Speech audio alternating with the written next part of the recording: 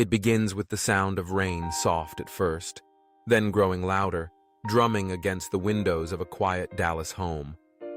Emily Parker, nestled in restless sleep, is suddenly pulled into wakefulness by the sharp trill of her phone. The world blurs for a moment as she fumbles in the dark, heart pounding with that dread only bad news can bring. On the other end of the line, a voice steady but urgent delivers words that change the shape of her night and perhaps her life. "Ma'am, your husband Ryan was in a car accident. He's being taken to St. Mary's Hospital." The seconds that follow are frantic, unreal. Emily barely remembers pulling on a coat, grabbing her keys, or even locking the door behind her. The city is awash in reflections as she speeds through the slick streets, each red light a cruel heartbeat, each turn an eternity. Tears blur her vision, but she presses on, her mind racing with prayers and fears, desperate hope and bottomless dread. Inside the hospital, fluorescent lights cast everything in pale, unforgiving clarity. The corridors are lined with the hush of midnight emergencies, the smell of disinfectant thick and sharp. Emily's shoes squeak against the polished floor as she hurries past nurses and orderlies, each step echoing the staccato of her heart. And then, at last, she finds him. Ryan, lying silent and unmoving on a hospital bed. His skin is ghostly under the harsh lights. Wires and tubes snake across his body, monitors beeping a steady rhythm, a fragile reassurance that he's still here. Emily's breath hitches. She approaches quietly, as if afraid to disturb the line between life and something else. Her hand finds his warm, but limp in her grasp. She leans close, her voice trembling. "Ryan?" It's a whisper, a plea, a promise, all in one. Time slows. In this sterile room, nothing else exists. Only Emily, Ryan, and the silent questions that linger in the air. And then, reality intrudes. Emily realizes she left her own phone at home, her lifeline to the world, and to Ryan's family, who will soon need answers. She reaches into Ryan's jacket, the fabric still damp from the rain, and pulls out his phone. The screen flickers to life, illuminating her face in the dimness. She unlocks it, intending to call his mother, but before she can, a notification flashes a message from someone named Claire. The preview glows impossibly bright in the darkness. "Let her give birth. Give her the medicine. The property will be ours." For a moment, Emily is frozen. The words don't make sense. They must belong to someone else, to another world entirely. But curiosity, no, something deeper, something like dread takes over. She opens the message thread, scrolling through months of correspondence, each message a small betrayal, a crack in the foundation of her marriage. The truth unfolds painfully, line by line. Claire, pregnant. Ryan's promises wealth, a future, everything Emily thought they'd built together.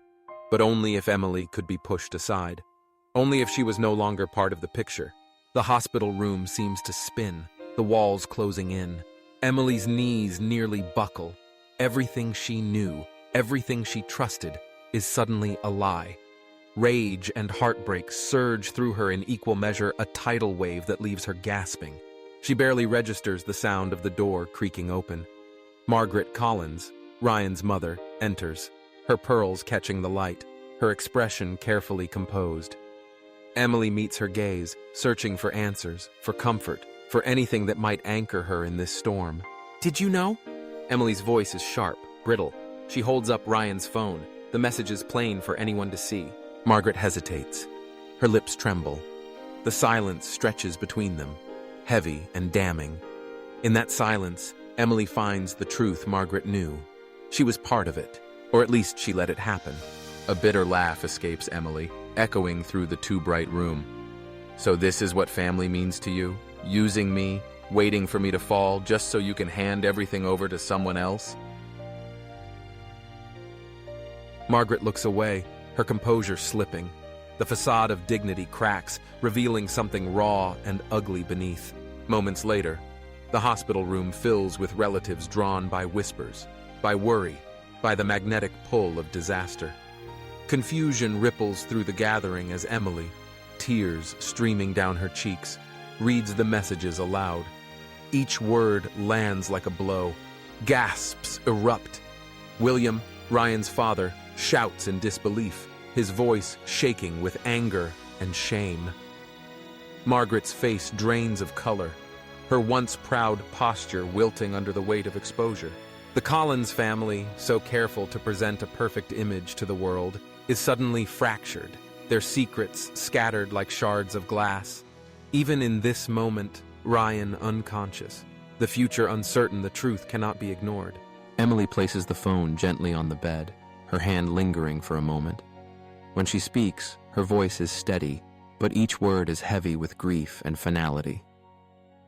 I may have lost a husband tonight, but you lost my respect forever. Money can be rebuilt. Trust, never.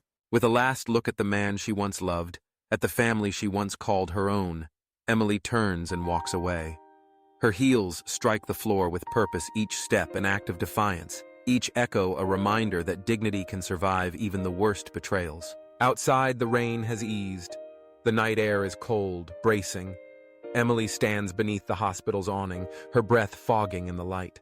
She is alone, truly, heartbreakingly alone, but somewhere deep inside, a small fire refuses to be extinguished.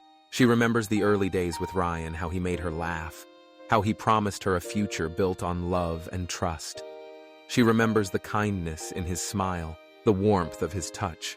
Those memories are real, even if everything else has turned to dust. But now, standing in the aftermath of betrayal, Emily knows she deserves better. She deserves honesty, respect, and love that doesn't come with conditions or schemes. The realization is painful, but it is also freeing. She breathes it in, letting it settle in her bones. Behind her, the hospital is a world of whispers and regret. The Collins family is left to pick up the pieces of their own making. Margaret weeps, her pearls now nothing more than empty ornaments. William paces, furious and lost. The plans for Claire, the hidden accounts, the secret meetings, all of it is exposed, laid bare for everyone to see. For years, Emily had tried to be the perfect wife, the perfect daughter-in-law. She had bent over backward to fit into a family that never truly accepted her, that saw her more as an obstacle than as a person. She had told herself that love was enough, that kindness could heal any wound. But tonight, she understands that some wounds are too deep, some betrayals too complete. She cannot change the past, cannot force people to value her. All she can do is choose her own dignity, her own peace. As she walks to her car, the city lights shimmer on the wet pavement. The world is quiet, holding its breath. Emily pauses, closing her eyes. She lets herself grieve not just for Ryan, but for the life she thought she had, for the family she tried so hard to build, and then slowly she lets go. There is a strange kind of power in loss, a clarity that comes only when everything else has been stripped away.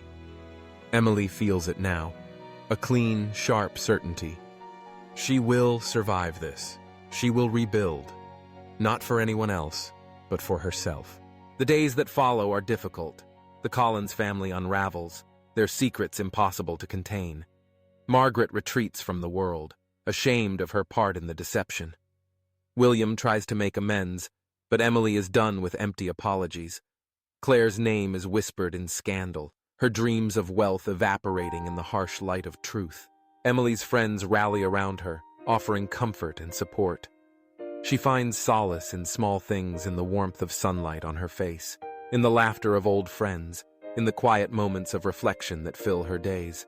She allows herself to mourn, to rage, to heal. Over time, the pain dulls. The betrayal is still there, a scar that will never fully fade, but it no longer defines her. She begins to imagine a new future, one where she is valued, respected, and loved for who she is. She realizes that her worth was never measured by her place in someone else's story.